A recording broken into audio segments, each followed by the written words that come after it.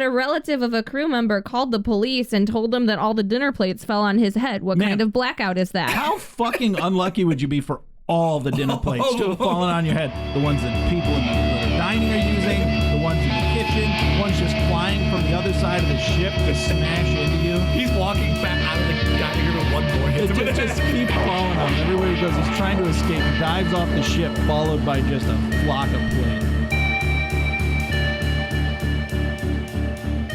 Buongiorno, and welcome to our newest edition of the What a Disaster podcast, where we usually talk about disaster movies, right? Yeah, that's a show. That's what we do. Yeah, sometimes. Today we're trying something just a little bit different, and we're going to talk about a real world disaster. Joining me about 4 feet in front of me is my very beautiful co-host, Richard. He wrote these notes, so... Thank you, Greg. And so nice. Slightly to his left, my right, is the actually beautiful co-host, me. Oh, sorry, Liz. Liz Bedore, who did all the research on today's topic. And we also have a wonderful guest from the Every Horror Movie on Netflix podcast, Christopher Slatt. Hi. It's not Patrick Dunn this time, so that's kind of a pleasant surprise, right? But he's beautiful too. Sure. You know what? We're all beautiful except Richard. This is a very pretty podcast. So, hey. As usual, I am your elegantly humble host, Gregory Allen. Hi, Greg. Hi. Yeah, Greg, you're looking elegant today. Yeah, in my gym shorts and my football t-shirt. Yeah. Yep. Good. So if you're listening to this and you want to like chat or call, or if you just need, if you need somebody to talk to, we're here for you. You can give us a call at 209-781-9113. You didn't wait for me. You just going to rush ahead like that? 209-781. Richard can't keep up. Aw. So you can also follow us on Twitter, Facebook, and Instagram and all that good stuff. But the best, greatest, most wonderful thing you could do is smash that like button on your favorite podcast. Subscribe. Yeah. Subscribe to us. Give us reviews that are all 5 stars. Don't give us anything but 5 stars. We love making this show, but we can't do it without money from you fine folks. So if you want to go to our Patreon and make it for us. If you want to start a GoFundMe campaign for us to keep doing podcasts for you, we'd love it. Yeah. Today is we're doing this because it's a special episode. It's the 47th episode of our show. It is. So we're doing it a little different just because of that. It's Liz is going to sail us through the nautical nightmare that was the sinking of Costa Concordia, which was a Carnival cruise line? Yes, right? It's a subsidiary of Carnival. Okay. We're all very excited. We want to know what's going on. So why don't you tell us a little bit about the Costa Concordia?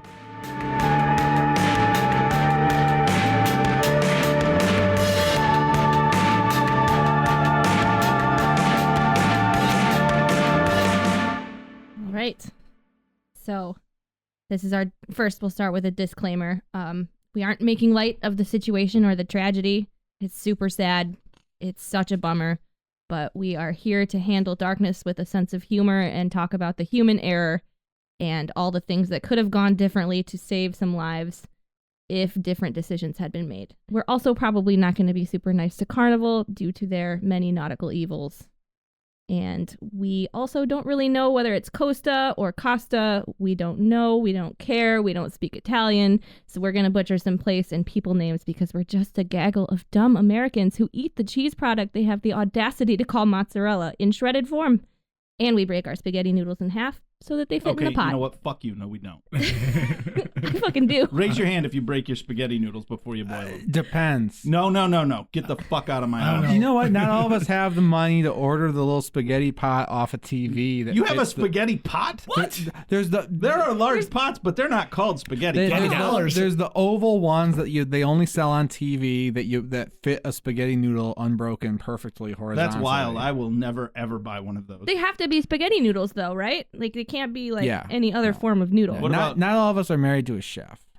Let me just say that. All right. Yeah. Not all of us, Greg. Some of us. I'm certainly not. Yeah. Oh, no. I think she said your food sucks.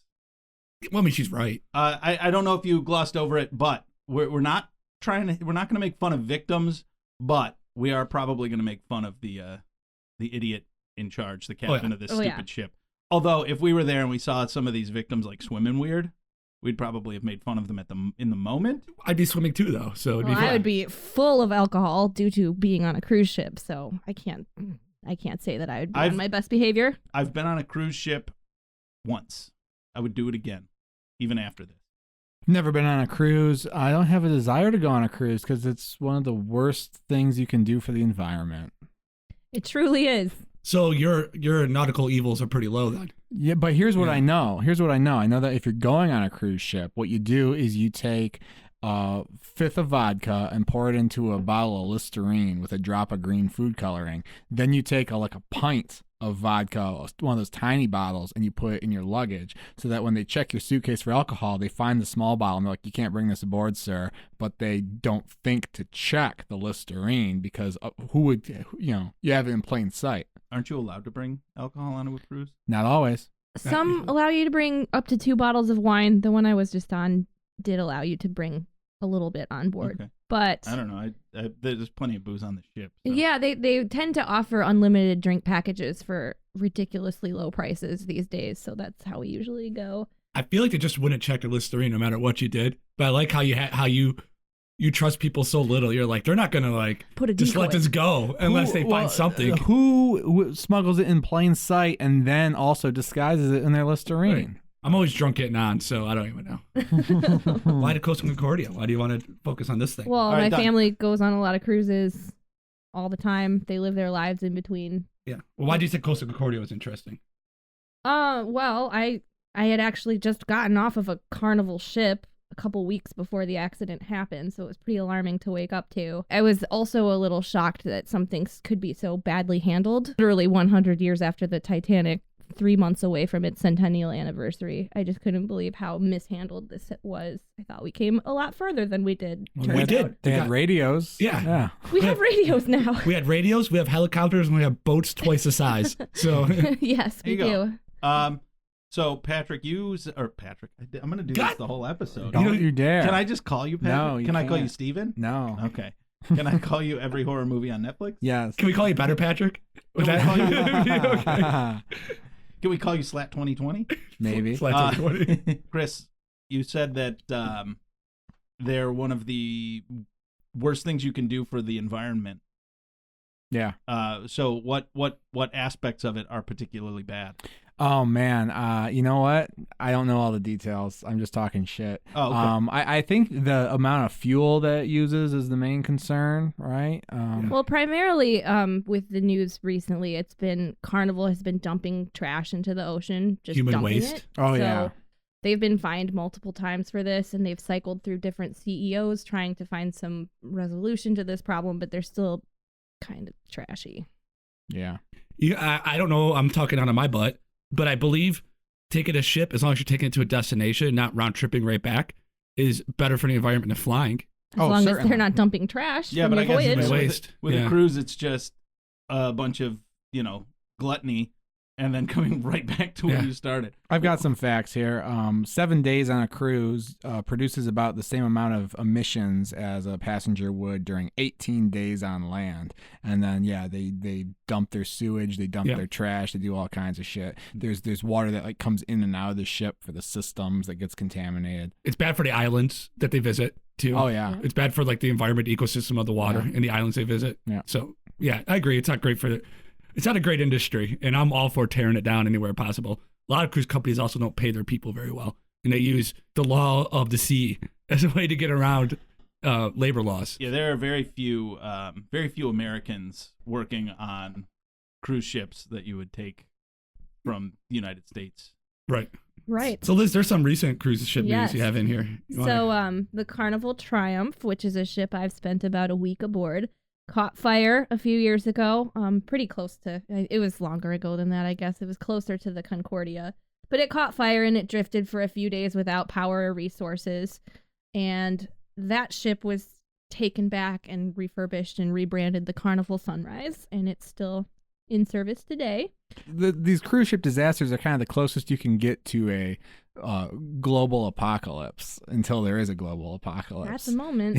You have a huge community of people in a facsimile of a society or a city, and then all the power gets cut out, all the waste management gets cut out. It's anarchy. They're stranded. They're not in touch with anybody. Not only that, but what they're happens? The lap of luxury too. It's like all their needs are provided for, and suddenly none of their needs are being provided for. That's why you have to, pack your guns when you get on a cruise ship. That's so Chris Side has given 2 very important pieces of advice so far about taking a cruise. One is smuggle booze. Yeah. Number 2 is smuggle guns. The way you do that is you take a real gun and you put it in your suitcase, but then you take a squirt gun and fill it with vodka, or and a drop of food coloring, I don't know. And a drop of food coloring. Yeah, that's to make it look like Listerine. Yeah. Listen, This is great. This is great information. I'm feeling really prepared for my next nautical adventure. I mean, without completely deviating, I'm going to completely deviate. All these zombie disaster zombie shows where they've just got these communities of people. As soon as one person's sick with anything serious, everybody's fucking dead. Yeah. Never mind the damn zombies, but they never talk about that. It's never just a disease has wiped it out. It's just zombies did it. Or which other brings people. me to my next point. There is a cruise ship currently in quarantine for the coronavirus. There were 2 Carnival ships that decided to gently kiss in December 2019. Cute. And they crashed together in Cozumel, Mexico, injuring one passenger and causing pretty significant damage. These ships can be seen at their usual ports today, awkwardly bonded up and unpainted a month after the incident at the time of our recording. All right. Let's go scrap them. Yeah. Oh, and there was also a cruise ship that rammed into the port in Venice. Oh, yeah. That was crazy. Yeah. The Diamond Princess cruise ship in Yokohama, Japan was quarantined. So though the industry is flawed, and there are lots of reasons you should maybe consider whether it's the right vacation for you, the cruise ship industry is a great way to see the world if you have limited time and or mobility. And more than 10 million Americans climb aboard each year for their curated adventures. What's not to love about an intricately designed floating palace full of chocolate, alcohol, and hedonism? I didn't know there was hedonism. Nobody said anything about hedonism. Yeah. Sign me up. Yeah. Already signed you up, man. You got all these tips. I wanted to see them in action. I'm telling you, if I lived in Tampa Bay, I would be on a cruise ship every other weekend. $350, 3-day cruise, all you can drink and eat. Yep. $350? Yes. They're Sometimes cheap. cheaper. Yeah. Where do you go? If you live Florida. in a port city, Yeah. they want those things as full as possible. So if you go by an hour before it's supposed to embark, you can get crazy cheap cruise tickets. I haven't seen someone get on a cruise ship last minute like that since Leonardo DiCaprio and James Cameron's Titanic. No, wait. Daddy Dollars in the 1953 film He didn't Titanic. even have a damn ticket. He overpaid for his to get on. He didn't win it in a poker game that he cheated. No, yeah, exactly. He's just upstanding adult, not a con man. So it's going to be all hands on deck. Seriously? Oh, yeah. Okay. Yeah, it's a great joke. No. It's fine. When we get back, we'll be all hands on deck and ready to set sail on the sea of knowledge. While Liz educates us all on the sinking of the Costa Concordia. Also, you're fired. He can't fire me. Are you trying to sneak booze on a cruise? Well, we have options. Option number 1, white mouthwash bottle. So you see this seal right here? Going to find the separation between the cap and the bottle. Make sure you keep this seal intact when you open this bottle. And what I recommend is that you wash this and wash this and wash this. And then what you want to do is to put some water in this and then just take a sip from it. Shall I? Are you going to? God. As soon as I fucking try and start to bring us back, Liz fucks it all up. No, go ahead, Liz. Bring us back. Fine. Great. No, we're back now, Liz. It's too late. It's all good. Do the next thing in your thing. It's all good. Little interrupter. Greg has 3 whole lines. You just took one from him. Exactly. This is 99% Liz. Let's make it 100. It's on you, Liz. Fine with it. All right. So we're going to talk a little bit about the ship. It was one of Europe's largest ships at the time. It was built in Genova, Italy. Genoa? Nala? So the life preserver rings say Genova, which might be the Italian I don't know how it translates. I see Genoa or Genova. Genoa or Genova. Genoa is the English version of the word. Genova is the genuine Italian word. That's what I figured it was. If you look on an Italian map, so Genoa, the city Italy. is called Genova. Say if you it look like it up you in mean an it. English-speaking atlas, it's Genoa. Put a little pizza on it. Yeah, put a little pizza. Genova. Yeah, like everything takes longer in Italian. Please, I want you to finish this episode in Italian accent, Richard, because I don't think you actually have one. It's just your upward inflection that you're adding to it. Oh, yeah. That's all I got. All right, well, we're learning a little foreign language here. It's we're worldly. From Inglorious Bastards, I learned Buongiorno. Buongiorno. All right, let's tell us about this pretty The ship. boat. Come on, man. She was roughly twice the size of the Titanic with twice the number of people aboard. That's a lot of people. Yeah. She had Smelly. 17 decks. I'm sorry, 17 what? Decks, floors, okay. stories. Gotcha. Nope. Okay. Not dicks. Well, you called it her and 17 of them. I was very wasn't that concerned fun. for her, Femininity. Not for there's no problem with that. You got Just her 30 like dicks and be a physical lady. well-being. 17 True. decks would be that'd be rough to have inside you. Yeah. She has 17 decks inside her. So She sure did. Had a world-class spa, 4 swimming pools, a casino, a theater, a disco, 6 restaurants, 13 bars, some kind of netting configuration to allow for the playing of sports ball, and a water slide. So now, these 17 decks, they were 3 football fields long. I feel like she's got to just be hurting inside. It's Yeah. That's. I'm sorry, I can't get past this. just a lot of decks. That's a lot of. decks. That is a big long deck to have inside you. It's and well so over many. a dozen. Yeah, it's well over a dozen. So the water slide, did it go right off like the side of the ship? No, actually, the only reason I know about it, nobody talks about the water slide or the sports ball netting configuration. The only reason I know they're there is from the wreck pictures. Yeah, I saw some of those pictures. All the wreck pictures, you should look them up if you haven't seen them because they're mind bending. They are astounding. What could we point people to search for if they? I see that you're on the Atlantic. Is there a title of this that people could? I searched Atlantic Costa Concordia rescue diver, and one of the top results is this slideshow of all the. That's pictures very of the cool. He's rescue zipping through. operation. It's inside the wreck of the Costa Concordia on the Atlantic.com. As far as the looks of the ship, it was likened by one passenger to walking through a pinball machine. I admit I got totally lost and distracted in the interior design while trying to research this thing and spent hours looking up the before pictures instead of actual facts. It had this overarching black deco square theme, and the atrium was emerald green. There were marquee bulbs, neon, string lights everywhere along every floor in the atrium, in the dining room, and the atrium had light up bright green elevators. So, you've been on cruise ships, Yes. and I've been on at least one cruise ship, and neither of you have been on one. No. One. I've been on one. You've been With on one Liz, too. Her dad bought us a Okay, ticket. so yeah. they're majestic floating hotels. They're like Right. they're all styled a little madness. bit differently, but right, but they are all like very classed up. We'll say Yes, like high they're- design, Yes, they're cutting edge interiors, Mhm. sculptural ceilings and walls, and architectural elements. spared no expense. I kind of want to go now. And they're like they're It is marvels cool. of marvels of human engineering. So, one comment that I really liked was in a Vanity Fair article in which they called the Concordia a riot of pink, blue, and green lights. And passenger Benji Smith told that Vanity Fair article it kind of reminded me of Old Vegas. It had hundreds of these spidery, anemone rainbow color cycling LED chandeliers on the ceiling that were reminiscent of Chihuly glass. Holy wow. I've seen some posts that call them Murano glass, but in the ruined pictures it looks more like frosted glass or rubbery plastic without color. I could be wrong though. Whatever they were, the visual effect was stunning. It looked like you were in a psychedelic underwater circus castle with large graphic art on the wall everywhere. And it had this really crazy casino and solarium with sculptural walls and ceilings. It really is a lot more surreal and abstract than any of the ships that I've been on. It's gaudy as fuck, and I'm totally here for it. Liz liked the way this boat looked. I don't know if I you guys love picked up on it. that. I tried to send you guys galleries because I was just lost in it. It was Sounds cool. great. So with all these amenities, it sounds pretty safe and established, right? Well, so did the White Star Line. Uh-oh. What's the White Star Line? Uh-oh. Never You may heard of it. remember it from James Cameron's Titanic. Right on.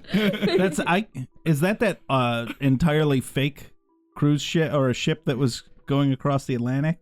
Oh, yeah. Titanic was a hoax. Yeah. I love it. They swapped it with its sister ship and sank it for the insurance money. That's what it was. Nobody even died. They just made up a fake passenger Manifest. Yep. And hired crisis actors Crisis actors. to splash around. The 1913 crisis actors. I could just see Alex Jones right now. The Titanic was a fake. They're gay frogs too. So, fun fact: the legend has it that they didn't actually break the champagne bottle on the Concordia. It didn't actually break. So that's a bad sign for nautical people, I guess. I can see it floating around in one of these recovery pictures. Yeah, in the christening ceremony, you're supposed to smash it nice and good, and if it doesn't smash, you're an asshole. And I think you're supposed to just burn the ship right then and there. Yeah, that was my understanding. Yeah, haunted. You guys ever see the movie Ghost Ship? Oh yeah, I was thinking about it. Great film. Concordia sounds like a beautiful floating tacky casino planet. We're all dying to know how and why this happened, Liz. So let's get that party started. All right, so we begin our tale on Friday, January 13th, 2012. Friday the 13th. Friday the 13th. So that was Jason Voorhees was on the ship. Yep. Yeah. Maybe so. So this was, of course, almost exactly 100 years after the Titanic, whose centennial would be April. Not celebrated, but observed in April. Oh, is it 12 or I thought it was 1912. Okay. I'm a year off on my Titanic. It's also when they re-released Titanic in 3D in theaters for the opportunistic. Yeah. Not opportunistic. Opportunistic. That's when I saw it for the first time, actually. But, wow. But that's beside the point. But all right, sorry, Liz. Carry on. All right. So of course, wayward Liz. Burp, burp. Hey, I'm wayward. The disaster of the Titanic inspired many of the safety standards we recognize today.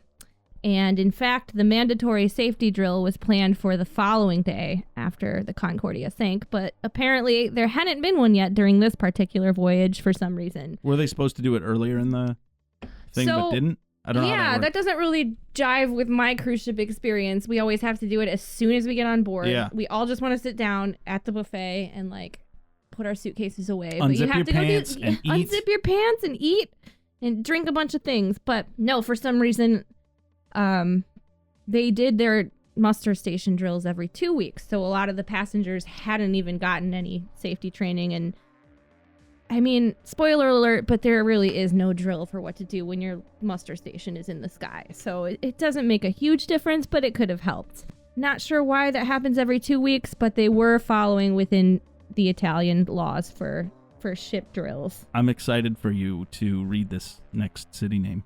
All right. Go for it. Give All it to right. us. So from what the documentaries I've watched, this is how I'm going to say it.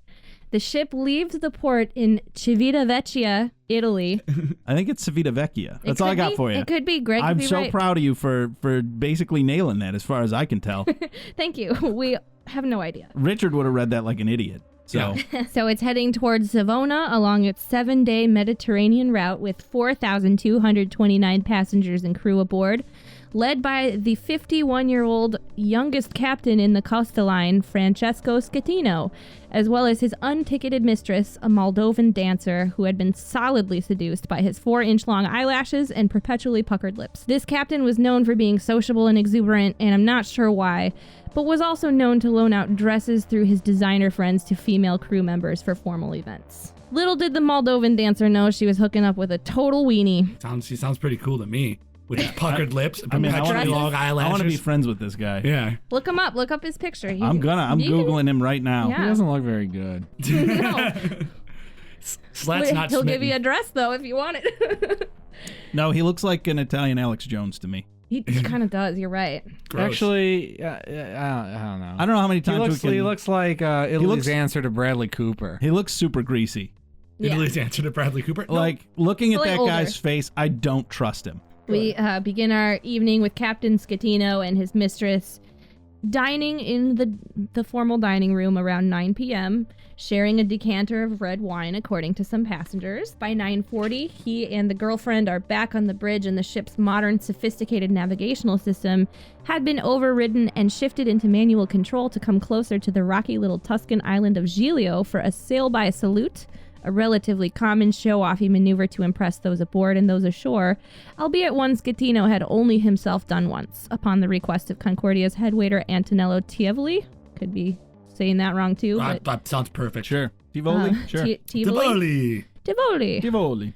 And he's from Giglio. So he was from Giglio, where this happened, and Schettino agreed to his request, presumably because his mentor Mario Palumbo lived there as well. So many Italian names in Italy. It's a shock. Amazing. Mamma mia. Just stop. I mean, Richard, just stop. We're going on a break. I'm taking a break. You gonna take a break? I'm actually I'm striking. This is a strike. Officially a strike. Unless I get the ability to go to the bathroom and not worry about drowning to death, I'm never coming back. Well, the Duly show got noted. better. Yeah. I didn't mean that, Greg. Wow. Okay. I'm sorry. I didn't mean that. I didn't mean that. No, like we're on a break. Can we stop? We are on a break. Can we stop? We are on a break. No. Richard and I have to talk this out. The show's going to go on a quick break. God. As soon as we're back, most of us will be back, and we can finish talking about what happens next, what transpires on this spooky ship. New video footage has emerged, revealing the turmoil on the bridge of the doomed vessel. It shows panic and disarray among senior crew members. A man identified as Captain Francesco Schettino says, "In practice, there is a hole, I believe, and so water is coming in. Let's wait a bit more to make leeway toward more shallow waters." When an officer asks repeatedly if he should give the emergency signal, Schettino tells him to wait, and after another prompting, finally calls to abandon ship. Welcome back. We are floating 35,000 feet above the ocean in our beautiful cruise airship, and hopefully nothing bad can happen up here. Nothing. Every cruise ship I hear about on the ocean is always just some terrifying thing. Problematic. Very problematic. Yeah. But up here, I feel like we're perfectly safe, and if something goes wrong, what's the worst that could happen? So, Hindenburg. we are not deviating. This is a different episode, but we're not deviating from the beer tradition.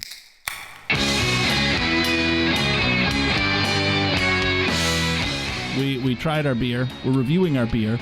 It's topical. It's topical beer. Topical tropical beer. Is watermelon tropical? Does that count as tropical? I think it's only hot weather fruit. It is not a hot weather fruit. You can grow watermelons right here in Michigan. They grow in the summer. You go right here in Michigan. Come to Greg's Watermelon Emporium. I got watermelons. You got watermelons? I got watermelons. I heard Gregory can crush a watermelon with his bare hands. I can. I can crush a watermelon with my bare hand. I can do it with my regular hands, too. I don't need to put on the bare one. Oh, yeah, because the bare ones are cool, though. They're pretty cool. I like the claws. Yeah. Yeah. So the beer we got is Hell or High Watermelon. Hell or High Watermelon. It's a wheat beer, and it has... That was a wheat beer? Yeah. Yeah. It tastes like watermelon and camp, or whatever you said. Yeah, so for the first drink of that beer after I opened it up, tasted like when you're collecting all the beer bottles and stuff after a party or after you go camping. The way that smells is how this tastes. Mm-hmm. That first drink was miserable, but the bitterness that like stayed in my throat from it actually made finishing it pretty good. It was not but that first drink was necessary to get through the last, which is unfortunate. Chris Slide is not drinking the beer. No, I didn't like it. I took one sip. It reminded me of when you see a pitcher of beer at a bar, and in my lowest moments, I've thought about offering the bartender like a couple bucks just to drink it. But it's the one where they like pour all the half-drink beers into and all the foam from the. You've never had a moment that low. I've considered, but I've never done it. That would be. But that's what this beer tastes like. I do not recommend. I say screw it. That's your show. Wholehearted same. This is drink it or don't drink it. I say don't drink it. Don't do it. I like it. It tastes exactly the same as if somebody walked around and took all the old, flat, gross, partially drank beer and saliva and poured it into a giant pitcher and fed it to you for $2. Yeah, with a little bit of watermelon infused in it. Watermelon infused in it. So for me, I would say drink it. After that first drink, it gets better. It was just unfortunate. That first drink is just unfortunate. The rest is pretty solid, though. It's very watermelony. Other than that, it's not repugnant. Aside from that first drink, if you can stomach the first drink, the rest is great. I would drink it again. All right, Liz. All right. What did you think of the beer? You didn't. She said she wouldn't drink it. She wouldn't drink it. I just lumped into Chris's You assessment. just jump on in. All right. I did. So what's this about an emergency alarm? Okay, so the traditional course of the liner was set to keep it about 10 miles off the shore and right down the middle of this channel that went between the Isle of Giglio and the mainland. So they decided because the head waiter was from Giglio as well as the captain's mentor, they decided to do a sail-by salute. He's the top waiter, Greg. He's the top waiter. It's interesting that, like, I guess this, like, you know, this area of Italy just has a bunch of cruise captains, like, living in it, and it's like they have mentors. And it's like, oh, my old master lives in this town. It's like wizards and sorcerers. When you see your old masters, you're supposed to show a sign of respect by crashing your fucking ship. Here's the thing. Palumbo wasn't even on the island at the time. He was on the mainland on vacation or something. Yep. So, unbeknownst to both Palumbo the mentor and Schettino the captain, the head waiter Tivoli places a phone call to Palumbo to greet him as they steer the Concordia past Giglio. And Palumbo hadn't heard from Schettino, his mentee, in over 7 years, including during his retirement.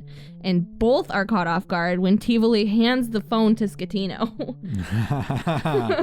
He's like, as he's manually steering the boat. A little busy here. So awkwardness ebbs to practicality pretty quickly in this phone call as Schettino asks his mentor about the depth of the seabed around Giglio, specifying that he wanted to come within 800 yards of the shore. Palumbo replies that even though the seabeds are pretty good around there, it was the middle of winter, so there wouldn't even be that many witnesses to the spectacle if they chose to come that close. Even Palumbo himself was somewhere on the mainland at the time, as I mentioned, missing his own completely impulsive sail-by salute. He says, I told Schettino to make a quick greeting and honk the horn and remain far from shore. I want to clarify that I said, verbatim, say hi and stay away. Yeah, I mean, that should have been plenty of information. Just do a walk and wave, you know? Yeah, like... The biggest mistake you can make is doing a stop and chat when it should have been a walk and wave. It's true. Give it a toot. If nobody waves, so what? Move on with your life. Not in this case, though. He made other choices. Sounds like. Otherwise, we wouldn't be here talking about him. So, this pretty prolific dancer that appears in a lot of documentaries about the Concordia because she was an entertainer aboard, talks about how the week before, she was getting concerned about how close the ship came to the island as the same maneuver was pulled for the captain's first time, which nobody knew. She picked up a nearby emergency phone to alert the bridge, but due to the configuration of the bridge and how you could kind of see it from wherever you were standing on the ship, she could see them and could see that they were unconcerned. It's that big glass windshield part it's pretty prominent. You can see everybody up there. Right. So, back to January 13th. After Palumbo tells Schettino to stay high and stay away, the call cuts out. High. Stay high, stay away, the call cuts out. High. Stay high. After Palumbo tells Schettino to stay high and stay away, the call cuts out. This is when disaster strikes. At this point, supposedly, the call ends and this is assumed when the ship hit the rocks. Evidently, while on the phone with the ship under manual control, he saw the waves crashing onto what he calls uncharted rocks in his court case, and he knew he fucked up right away. Yeah, that's pretty great. So also, the captain's first officer, who was also on the bridge, whose name was Ciro Ambrosio. So many Italian names. He would testify that the captain had left his glasses in his cabin and had asked multiple times for Ambrosio to check the radar for him. We should make his damn glasses for him instead. So he put the ship in manual control after a decanter of red wine without his glasses in an island he's so unfamiliar with. He has to call a mentor he hasn't spoken to in 7 years to ask about the layout of the rocks. Yeah. He wasn't even going to call him. He was just going to chance it. It's a good thing he did. Yeah. Otherwise, it probably would have been worse. Yeah, good thing he did. Well, this is about when there were some loud bangs and grinding sounds as well as an earthquake-like vibration as the ship hits the rocks. Many survivors say that it was super obvious right away that they'd crashed in spite of the lack of information from the bridge. Dishes and chairs are flying in the restaurant as the ship begins to list. A passenger records confused employees shouting at the confused crowd to make their exit from the dining room, which is now a total mess. "Where should we go?" a passenger asks. "It is dangerous to stay here," the waiter says. So it started listing right away, huh? It did. Yeah. Yep. Yeah, I'll talk about that in a second. If you're not up on your boat terms, list is when the boat starts to tip to one yes. side. Which is not what you want your boat to do. I don't know why they have different words for everything when it involves a boat. Because they're a cult. Yeah. Boat people are a part of a cult. So at There's this, probably a good reason for it, but I'm not Googling that. Yeah. Nautical by Nature is my Naughty by Nature cruise ship cover band. So So when are you doing that? tomorrow. I'm going on the cruise with you. All right, cool. All right, so at this precise moment, there's also a magician performing in the theater. Guests say he was about to perform a saw-in-half trick of some kind. What was he going to saw in half? A lady?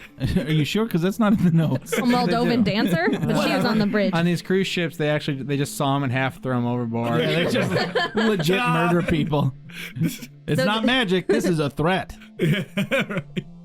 The theater is filled with the unusual sound and vibration, and the show screeches to a halt just like dinner did, and the magician disappears very non-magically from the stage and is gone for the rest of the night.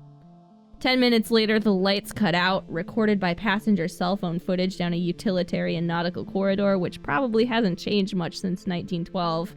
It looked like stock footage from some Titanic, recreation documentary. We could probably use this to make a found footage horror movie.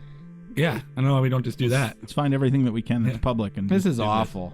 It would suck. Yeah. Like, because your jackass captain wants to show off, he is fucking with the lives of everybody on that ship. That is just straight fucked. I mean, spoiler, people die because of this bullshit. It's frustrating and infuriating. Yeah. So at this point, an announcement is made over the loudspeakers, and he's just like, everything is fine, remain calm, return to your cabins. This is an electrical error. Who makes that Everything is under announcement? control. The captain... So the crew is all kind of like, this is weird, I'm not sure about this, but they can't make any moves until the captain gives them the go-ahead. Seems like having people go to their cabins is not what you want to do in this situation. No, it's not, and you can see this very visible, fear in the crew that you can see in the cell phone footage. They don't know what's going on. They slowly find out, some of the dancers were dating ship engineers, so, information started to bleed in, and eventually the crew knew before any of the passengers knew. I've been in an airplane that had to do an emergency landing.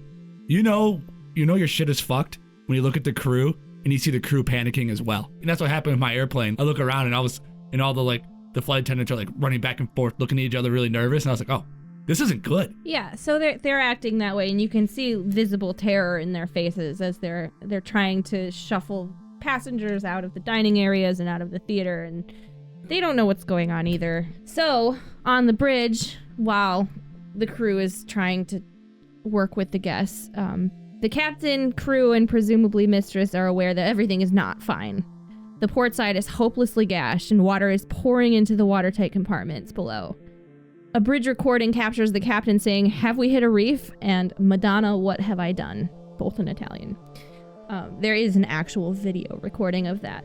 So right about now, the captain places a call to his bosses at the Costa Cruises Operations Center to report flooding in one watertight compartment, the one containing the ship's electrical system.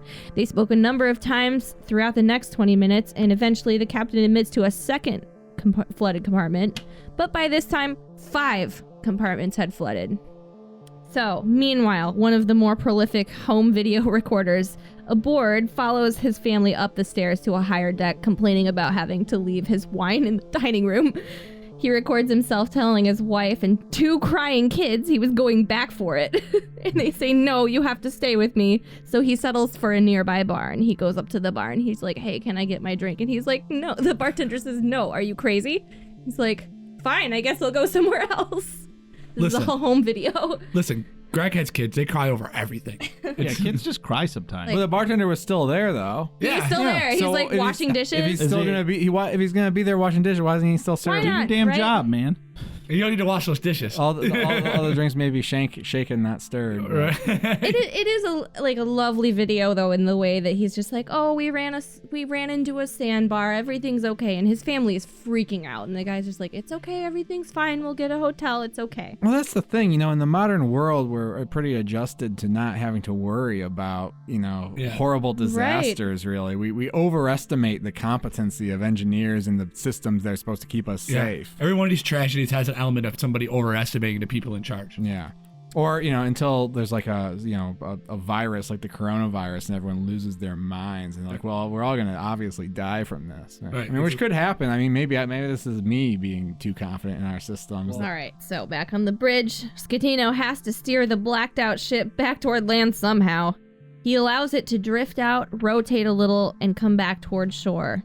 It is speculated to have used an emergency generator to do so, an uncharacteristically responsible maneuver which likely saved many more lives, as the ship came to land in the reefs against the island instead of sinking into deep water. I think that there was a port that he was trying to get to, but it wasn't big enough to accommodate the massive liner, which was taking on tons of water at this time. So basically, he's a hero. Yeah, to some degrees, he fixed a problem he caused, but like he did get the ship to like to float back towards land, which helped a lot of people who swam to shore. There's also a large subset of people who believe he didn't do anything, and that was just the way the wind was blowing. Yeah. That's the way I prefer to If only think Captain Sully were on this ship. Only Captain Sully. Everyone would have survived. Yeah. So at this point, the passengers begin calling the Coast Guard themselves to report the situation by the hundreds. The captain never called the Coast Guard. They head out of their cabins with their life vests unprompted for the lifeboat deck. They were certain something was off, and many began to film the subsequent events with their phones. World star. Some members of the crew at this time were even advising passengers to remove their life vests and still go back to their cabins. So at the lifeboats, when they're standing there, they're met by another Italian crew member speaking on behalf of the captain. This is the translation of what she told them. We have an announcement from our captain. We kindly ask that you return to your cabins, or if you prefer, you can stay in the lounges. Once we've finished addressing the problem that we have, the electrical problem with the generator, everything will be fine. This is why we have the emergency lights. Everything is under control. If you want to stay here, that's fine, but we kindly ask you to return to your cabins. Yeah. What's the motive for not just telling them all to get the hell off the boat? Image. Yeah, like what the entirely the captain's image. Fuck. He didn't want to lose his job. Yeah, he was super excited. He's like, I'm a cruise ship captain, finally. Oh, so his mentor, Palumbo... Was this his first trip? No, it I know wasn't. you said he was the youngest, but... At 50. 51. It was not his first trip. It was his second sail by, but it wasn't his first trip. Right. So some of the dancers who are in a lot of the documentaries are kind of calmed. They're reassured by these announcements that are being made. So they get their laptops and they congregate in the hallway in the darkness and they watch movies on their laptops. Kirsty Cheslin-Nuttall, who I mentioned earlier, she's the one that appears in all the documentaries. She said that until we get an order from the captain, we are not meant to do anything. And then she says that when the familiar port side list of the ship doesn't sway back to normal like it always did, they knew something was fucked up. They knew they had to go. That's why you always watch the crew. They know what's up. Yeah, I mean, they're the ones that do this every single day. So if they're confused by something the ship is doing, something bad is happening. The Coast Guard finally contacts the Concordia for the first time, and they're like, dude, what's up with your ship? Why am I getting so many calls from your passengers? I'm glad that the passengers are the ones that had to make these calls. Right? And you know what? And thank God for cell phones at this point, right? Exactly. Because if nobody had a cell phone, it would have been a whole different ball game. Would have been a much worse situation. They would have had to go down to the telegraph room and the guy'd be clicking. Hammer it out. Tapping it out. Hammer it out.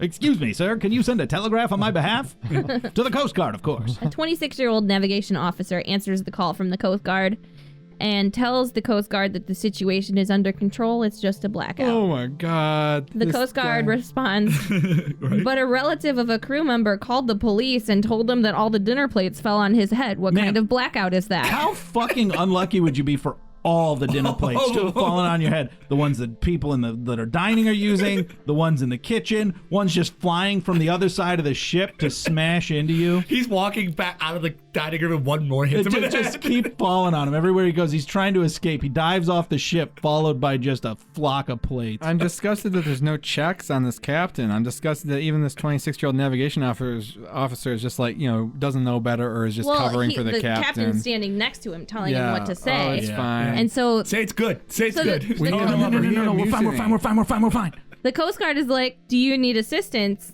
And the 26-year-old is like, he says no, referring to the captain. It's like when Leo's crying and Harvey's like, I'm sorry, you're fine, it's fine. We need a mutiny. We need the dancers to take control Seriously. of the bridge. And they're gonna. Just you wait. Oh, yes. All right, so it's a blackout? Apparently. That's it. Just a blackout. Just a blackout. It's under control. No big deal. Do you need help? No. What do we need help for? I got it. 10:42. 10:42 p.m. The captain finally... Ding. An hour later, it issues a general emergency, alerting passengers and crew to assemble at their assigned muster stations, which are the lifeboat. Yeah. The dancers are in charge of taking roll calls, so they have to rush to their rooms and grab pens and then run 20 minutes across the ship to get back to their muster stations to make the list. So, like I mentioned earlier, one of them is dating a ship engineer who finds her and tells her it's really bad. The ship is flooding with water and there's nothing that can be done. So now word is starting to spread through the crew, and I think the passengers kind of knew, but nobody told them anything. So at 10:50, the ship strikes the rocks the second time after drifting and turning and coming back and failing to reach port, which was too small for it. It comes to rest delicately balanced on a pair of underwater rock shelves.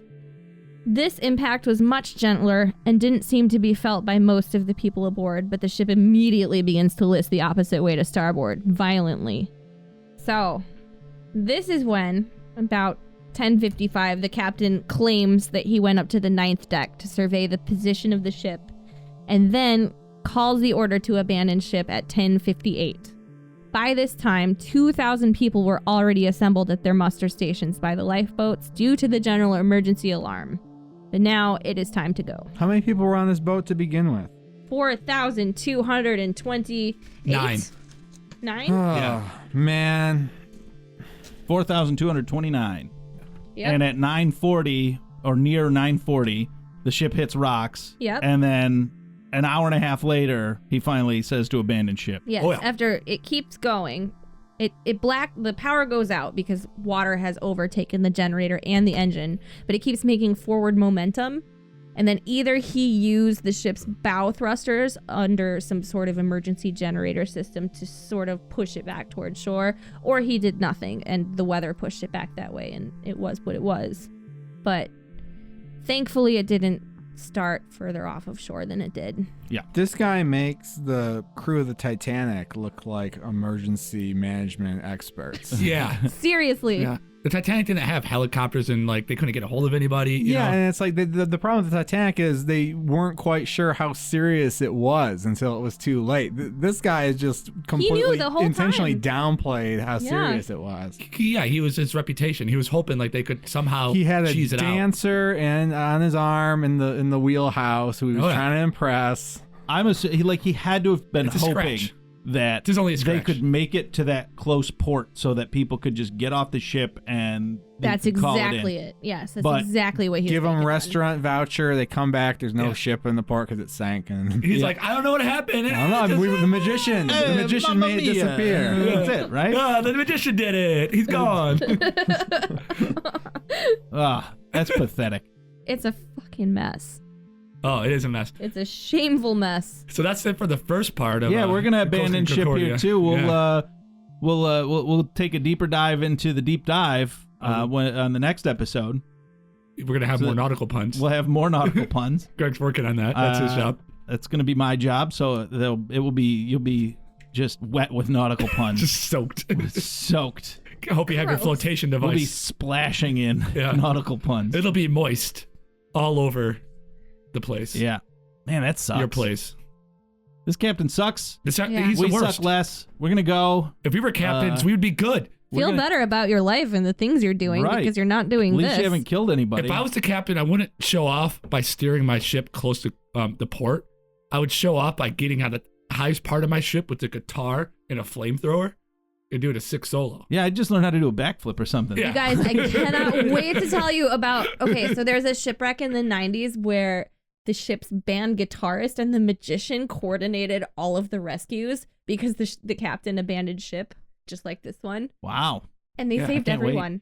They That's- saved everyone. We're just doing nothing but The shipwrecks. guitarist and the magician saved everyone. I mean, maybe they should Should put be some used. captains through them some sort of like stress testing They should Magic have- before they training? give them a ship. Yeah, magic training and band stuff, like dancers. Yeah, maybe, I thought that at being 50, you'd actually have some idea of what you were doing. I guess not. No, I mean, I don't think any of us will have any idea what we're doing until we're dead. So, and we'll be like, oh, yep, I'm dying. That'll be the only thing we know that's happening in our life. So join us next week to find out like who dies, who lives, who falls in love. This is, we're here to talk Not, about all those he's things. not the captain anymore. No. Nobody will love that man again.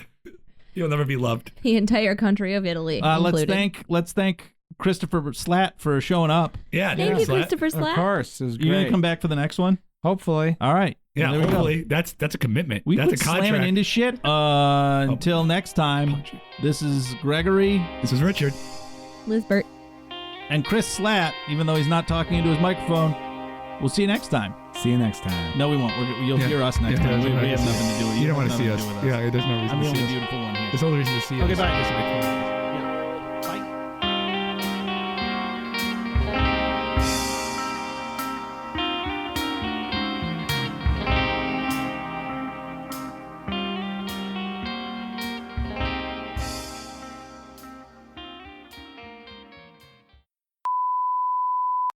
So what kind of boat are we talking about here, Liz? Let's hear what kind of thing. What's this? What's the class of ship? What kind of floaty boy are we dealing with? Okay. You can take the pen and mark it if you want. I mean, boats are really just big cereal bowls, right? All right, call us back in, Greg, from the break. I thought that was it. I thought we were back, but apparently that wasn't good enough for everybody else. So here we go.